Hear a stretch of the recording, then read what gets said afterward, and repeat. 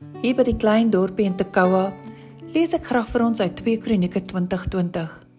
Toe het hulle vroeg in die môre opgetrek na die woestyn van Tekoa, en toe hulle uittrek, gaan Josafat staan en sê: Luister na my, Juda, en inwoners van Jerusalem. Vertrou op die Here julle God, dan sal julle bevestig word. Vertrou op sy profete, en dan sal julle voorspoedig wees.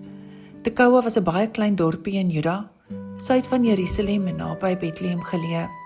Die naam Tekoa beteken trompet of pasuin, en in die Bybel word hierdie plek verbind met waarskuwing, lofprysing en die Here se oorwinning.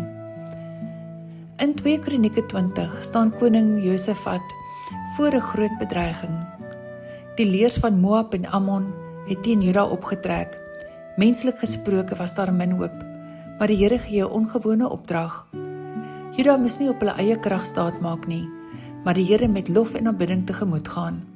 Hulle het vroeg die môre uitgetrek na die woestyn van Tekoa, nie met vertroue in hulle self of met wapens nie, maar met vertroue op die Here. Voor die leer het die sangers geloop wat die Here geprys het, en terwyl die loflieder opklink, het die Here self die stryd gevoer. Dit is die boodskap van Tekoa. Oorwinning lê nie in menslike vermoë nie, maar in die Here alleen. Die trompet van Tekoa verkondig dat die Here veg vir die wat op hom vertrou. Soms staan ons ook voor gevegte wat groter as ons is.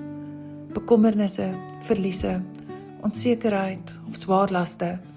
Ons eerste reaksie is dikwels om self oplossings te probeer kry en alles in eie hande te neem. Maar Tekoa herinner ons dat ware oorwinning begin waar geloof en lofprysing begin. Die trompet was nie net 'n instrument van oorlog nie, maar dit was ook 'n oproep tot aanbidding, samekoms in die Here se teenwoordigheid.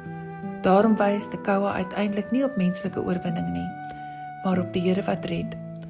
Soms is ons stryd groter as ons krag. Tekoa herinner ons, wanneer lofprysing eers kom, volg die Here se oorwinning.